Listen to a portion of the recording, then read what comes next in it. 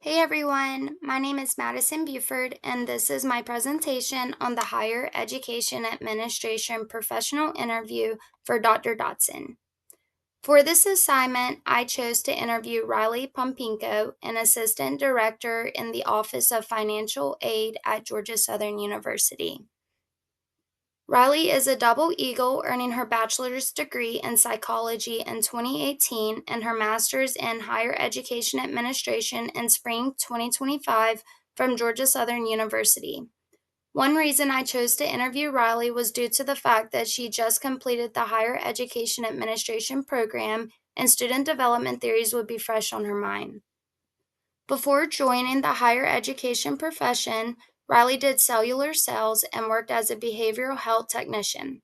She began her higher education administration career in enrollment services at Georgia Southern University in 2021, and in 2023, Riley became a financial aid counselor.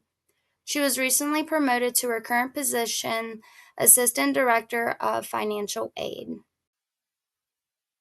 So, a little bit about Riley and how she ended up in the higher education administration profession.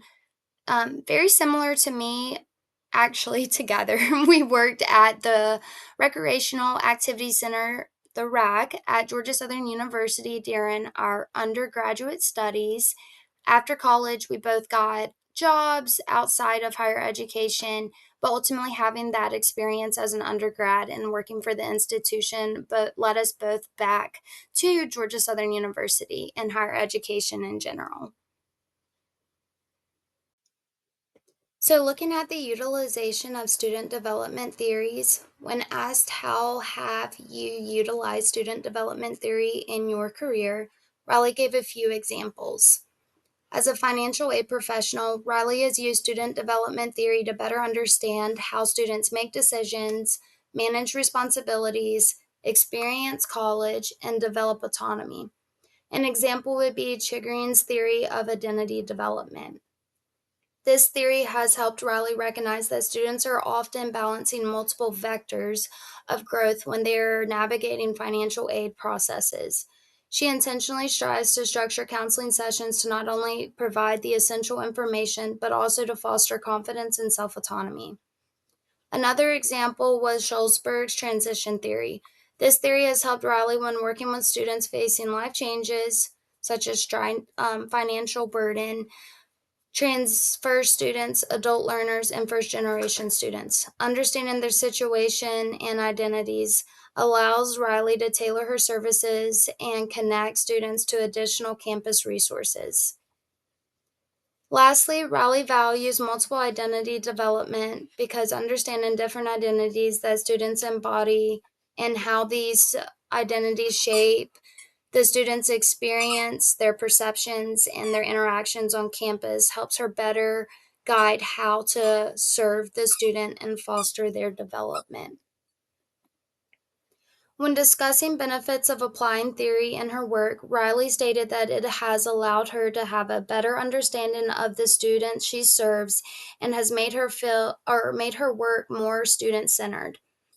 Riley states that theory has helped her see beyond her own experiences to better understand developmental needs of students, build stronger relationships with students and her colleagues, and improve services within financial aid to be more inclusive and foster the overall student development.